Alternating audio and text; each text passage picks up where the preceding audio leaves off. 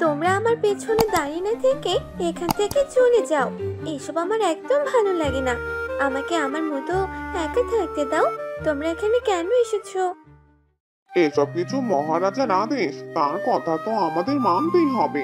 মহারাজা বলেছে আপনাকে সবসময় চোখের আড়ালে রাখতে, ঠিক মতো খেয়াল রাখতে। কিন্তু আমার এসব একদম ভালো লাগে না। তোমরা এখান থেকে চলে যাও। আমি আদেশ করছি, এরপর থেকে আমার পিছু পিছু এভাবে দাঁড়িয়ে থাকবে না। জি রাজকুমারী, অবশ্যই। আপনার কথাও যে আমাদের অবশ্যই পালন করতে হবে। আমরা এখনই এখান থেকে চলে যাচ্ছি। এই কথা বলে দুজন প্রহরী সেখান থেকে চলে গেল। আর রাজকুমারী গুনগুন করে গান গাইতে লাগলো। এভাবে কেটে গেল সেই দিনটি। রাজকুমারী চন্দ্রিকা, এবার উঠে পড়ো। দেখো, আমরা সবাই তোমার কাছে এসেছি।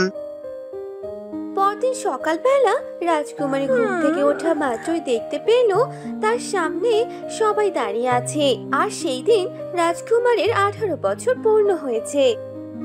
পিতা মাতা, আপনারা সবাই আমার রুমে কি করছেন? আজকে কি কোনো বিশেষ দিন যে আপনারা সবাই এখানে এসেছেন? অবশ্যই রাজকুমারী, আজকে তোমার জন্মদিন আর আজকে তোমার 18 বছর পূর্ণ হলো। এই দিনে তুমি আমাদের কোল আলোকিত করে এই চন্দ্রদুর্গ রাজপ্রাসাদে জন্মগ্রহণ করেছিলে।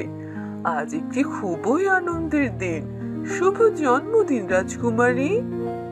ও ধন্যবাদ, সবাইকে অসংখ্য ধন্যবাদ আমাকে এভাবে জন্মদিনের শুভেচ্ছা জানানোর জন্য। এরপর রাজকুমারী ঘুম থেকে উঠে পড়ে আর সবাই মিলে রাজপ্রাসাদে কেক কাটে আর সবাই কেক খায়। আর সেই দিনটি অনেক আনন্দের সাথে উদযাপন করে। আর সেই দিনটি রাজকুমারীর জন্য একটি বিশেষ দিন হওয়াতে রাজকুমারী ভীষণ আনন্দ পায়। রাজকুমারী দেখতে ছিল অনেক সুন্দরী, তার মন মানসিকতা ছিল অনেক ভালো। রাজকুমারীর একটি অভ্যাস ছিল, সে ছোট থেকেই খুব সকালবেলা বারান্দায় দাঁড়িয়ে থাকতো আর প্রকৃতি দেখতো।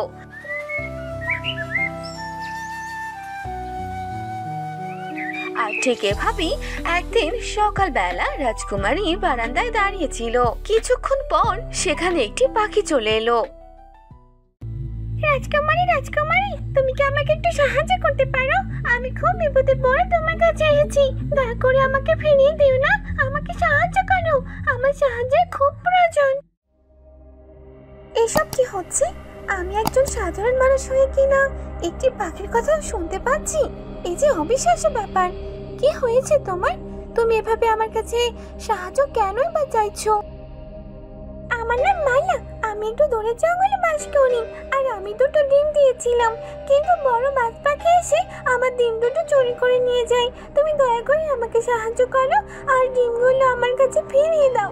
ওই ডিমের ভিতর যে আমার বাচ্চারা আছে, আমার বাচ্চাদের আমি হারাতে চাই না। কিন্তু আমি তোমাকে কি করে সাহায্য করতে পারবো?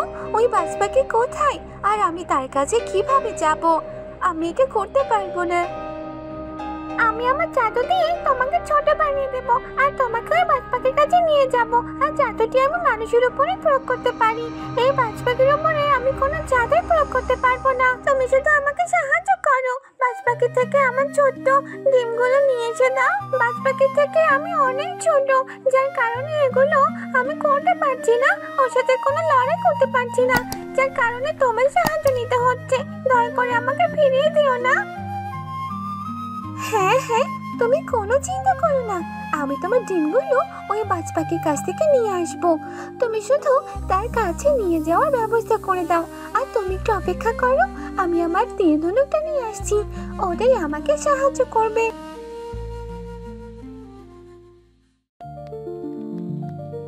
এরপর রাজকুমারী তার ঘর থেকে তীর ধনুকটা নিয়ে এলো আর ওই পাখিটি তার জাদু শক্তি দিয়ে রাজকুমারীকে ছোট বানিয়ে দিল। আর অলৌকিক শক্তির মাধ্যমে রাজকুমারীকে নিয়ে জঙ্গলের দিকে যেতে লাগলো। রাজকুমারী, রাজকুমারী, আপনি কি ঘরের ভেতরে আছেন? আপনাকে রাজা এখনই ডাকলেন। আপনি কি আমার কথা শুনতে পাচ্ছেন, রাজকুমারী? আরে, রাজকুমারী তো ঘরে নেই, আর আমি তো রাজকুমারীকে ঘর থেকে বের হতেও দেখিনি। তাহলে রাজকুমারী কোথায় গেল? না না, এখনই গিয়ে রাজাকে যে সব কথাই জানাতে হচ্ছে, নয়তো পরে আমি বিপদে পড়ব। তখনই দাসীটি রাজার রুমে যায় আর রাজাকে সব কথা জানায়। রাজা এসব শুনে ভীষণ চিন্তায় পড়ে যায়। আর এক এক করে রাজার সৈন্যরা সেখানে উপস্থিত হয়। তখন রাজা তাদেরকে বলে, রাজকুমারী রাজপ্রাসাদে নেই, আর তোমরা কিনা বসে বসে ঘুমাচ্ছ? তোমাদের রেখেছিলাম রাজকুমারীর খেয়াল রাখতে, তার দেখাশোনা করতে, আর তোমরা কিনা কোনো কাজ ঠিকভাবে করতে পারছো না। রাজকুমারী যে তার ঘরে নেই সেই খবর কি তোমাদের কাছে আছে? এক্ষুনি যাও, তাড়াতাড়ি গিয়ে তন্ন তন্ন করে পুরো রাজপ্রাসাদ ও আশেপাশে খুঁজে আসো। যেখানে পারো সেখান থেকে রাজকুমারীকে খুঁজে নিয়ে আসো। রাজকুমারীকে খুঁজে না পেলে তোমাদের কাউকে আমি ছাড়বো না। রাজা রাজকুমারের চিন্তায় তার সৈন্যদের উপরে প্রচুর রেগে যায়। আর তার সৈন্যরা সেখান থেকে সবাই এক এক করে এক এক জায়গায় ছড়িয়ে পড়ে রাজকুমারীকে খোঁজার উদ্দেশ্যে। অন্যদিকে রাজকুমারী তো বাজ পাখিকে দেখে ফেলে। তখন রাজকুমারী পাখিটিকে বলে, মানা, আমি বড় বাজ পাখিকে দেখেছি, তুমি কোনো চিন্তা করো না, সে তোমার ডিমের এখনো কোনো ক্ষতি করেনি। আমাকে একটি জায়গায় নামিয়ে দাও, এরপর আমি ওই বাজ পাখিকে উচিত সাজা দেব। রাজকুমারের কথা মতো পাখিটি রাজকুমারীকে একটি জায়গায় নামিয়ে দেয়। আর সে তীরটি বাজ পাখির উপরে ছুঁড়ে মারে। তাই রাজকুমারী তীর ধনুকটি আর বাজ পাখিটি সেখান থেকে মাটিতে পড়ে যায়। আরে মা রাজকুমারী, তোমার নৌকাবেদ তো অনেক ভালো, একবারেতে বাজ পাখিটি কিনা মাটিতে পড়ে গেল। হ্যাঁ, এবার চলো। তখন পাখিটি আবারও রাজকুমারীকে ছোট বানিয়ে দেয় আর তার পিঠে করে রাজকুমারীকে উঠিয়ে নেয়। এরপর তার রাজ্যের দিকে ফিরে আসতে থাকে। অন্যদিকে রাজার সৈন্যরা রাজকুমারীকে তন্ন তন্ন করে চারদিকে খুঁজলেও রাজকুমারীকে খুঁজে পায় না, আর তারা নিরাশ হয়ে রাজপ্রাসাদে ফিরে আসে। একে, তোমরা খালি হাতে ফিরে এসেছো কেন? আমার রাজকুমারী কোথায়? তোমাদের বলেছিলাম আমার রাজকুমারীকে খুঁজে নিয়ে আসতে, আর তোমরা কিনা রাজকুমারীকে খুঁজে পেলে না। ক্ষমা করবেন মহারাজা, আমরা চারদিকে সবাই ছড়িয়ে পড়েছিলাম রাজকুমারীকে খোঁজার জন্য, কিন্তু আমরা কোথাও রাজকুমারীকে খুঁজে পেলাম না। আমরা দুঃখিত। তোমাকে অসংখ্য ধন্যবাদ রাজকুমারী, তোমার জন্য আমি আমার বাচ্চাদের আবার ফিরে পেলাম। এবার আমি আসি, বাই বাই, আবার দেখা হবে। ঠিক আছে, চলে যেতে পারো, তবে অবশ্যই তুমি তোমার বাচ্চাদের নিয়ে আমার কাছে দেখা করতে আসবে। বিদায়।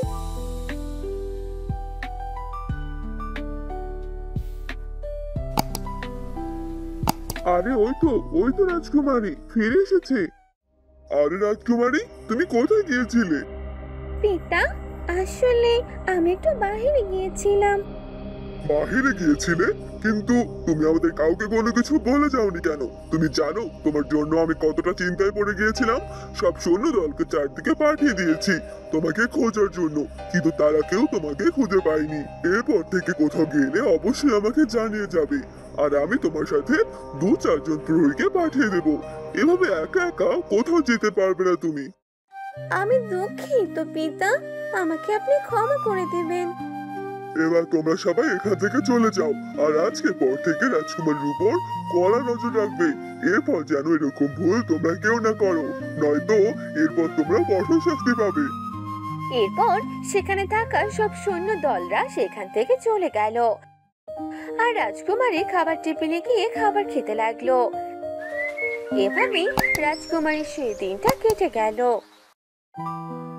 একদিন রাজকুমারী তার ফুলের বাগানে হাঁটতে লাগলো। একটি ফুল নষ্ট হওয়ার কারণে রাজকুমারী সে ফুলটি হাত দিয়ে স্পর্শ করে। তখনই সে ফুলটি আবার জীবিত হয়ে ওঠে। অন্যদিকে আরেকটি গাছ মরে গিয়েছিল। সেই গাছটি স্পর্শ করার পর সে গাছটি আবার জীবিত হয়ে ওঠে। এসব কিছু দেখে রাজকুমারী তো অবাক হয়ে যায়। এসব কি করে সম্ভব? তাহলে আমার মাঝে নিশ্চয়ই কোনো অলৌকিক ক্ষমতা আছে, যার জন্য আমি এসব কিছু করতে পারছি। এই কথাটি কাউকেই বলা যাবে না। এটা না হয় আমার কাছে গোপন থাক। সময় হলে একদিন মাতা ও পিতাকে সব কথাই জানিয়ে দিব। এবার আমি আমার রুমে ফিরে যাই। এরপর রাজকুমারী আস্তে আস্তে বুঝতে পারলো যে তার মাঝে অলৌকিক ক্ষমতা আছে। সে সব প্রাণীদের কথা বুঝতে পারে, যা সাধারণ কোনো মানুষের পক্ষে এটা সম্ভব নয়। যা 18 বছর পূর্ণতা পাওয়ার পর এসব কিছু হয়েছে। রাজকুমারীর মাঝে আরো অনেক অলৌকিক ক্ষমতা আছে, যা রাজকুমারী আস্তে আস্তে বুঝতে পারছে। এভাবে রাজকুমারীর দিনগুলো কাটছে। হ্যালো বন্ধুরা, আমাদের গল্পটি আপনাদের কেমন লাগলো তা অবশ্যই কমেন্ট করে জানাতে ভুলবেন না। এমন আরো মজার মজার গল্প দেখতে চ্যানেলটি সাবস্ক্রাইব করে সাথে থাকুন।